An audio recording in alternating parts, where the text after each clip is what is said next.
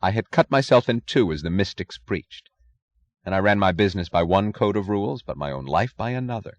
I rebelled against the looters' attempt to set the price and value of my steel, but I let them set the moral values of my life.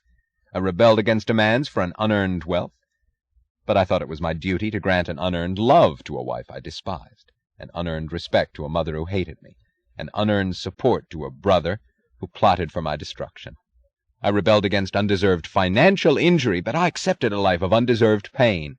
I rebelled against the doctrine that my productive ability was guilt, but I accepted as guilt my capacity for happiness. I rebelled against the creed that virtue is some disembodied unknowable of the spirit, but I damned you, my dearest one, for the desire of your body and mine. But if the body is evil, then so are those who provide the means of its survival, so is material wealth and those who produce it.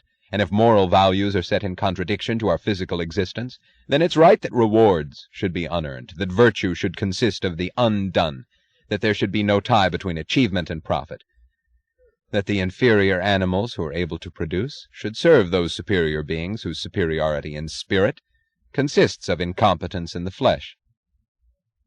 If some man like Hugh Axton had told me when I started that by accepting the mystic's theory of sex I was accepting the looter's theory of economics, I would have laughed in his face. I would not laugh at him now. Now I see Reardon Steele being ruled by human scum.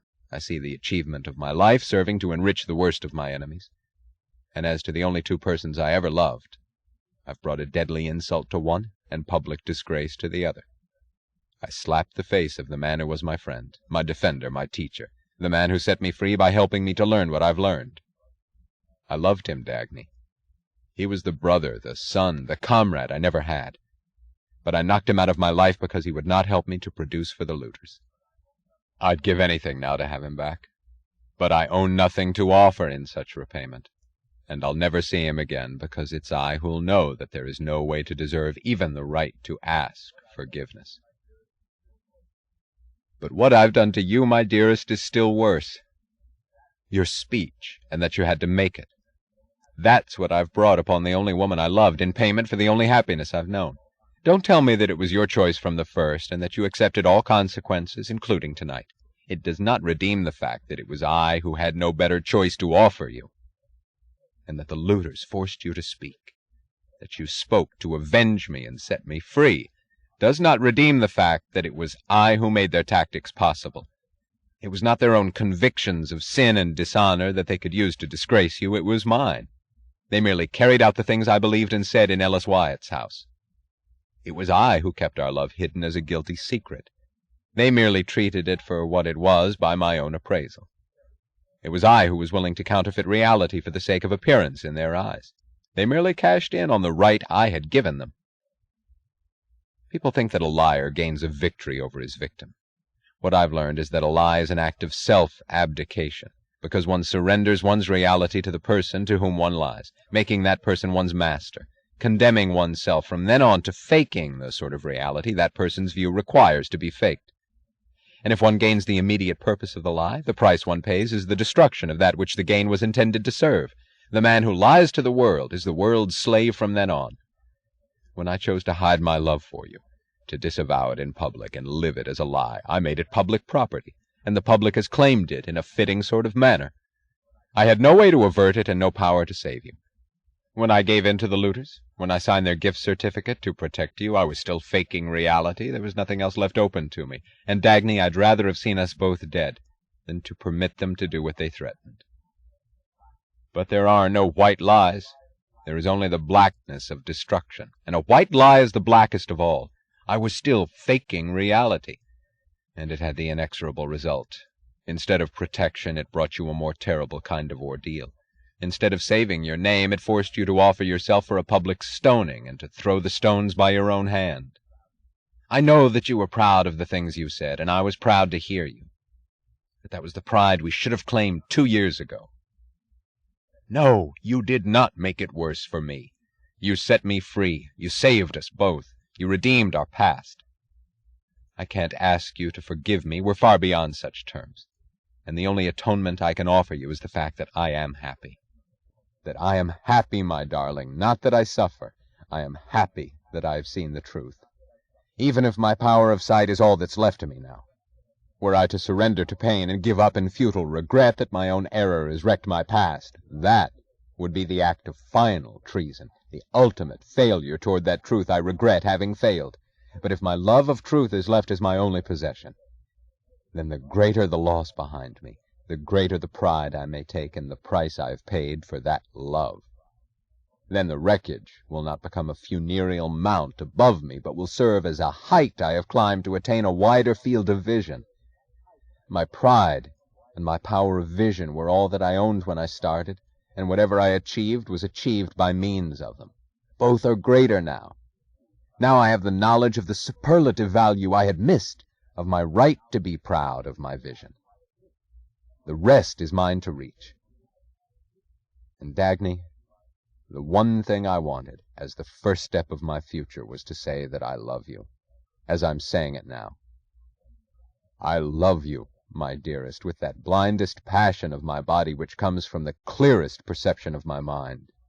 And my love for you is the only attainment of my past that will be left to me unchanged through all the years ahead. I wanted to say it to you while I still had the right to say it, and because I had not said it at our beginning, this is the way I have to say it at the end. Now I'll tell you what it was that you wanted to tell me, because, you see, I know it, and I accept. Somewhere within the past month you have met the man you love, and if love means one's final, irreplaceable choice, then he is the only man you've ever loved.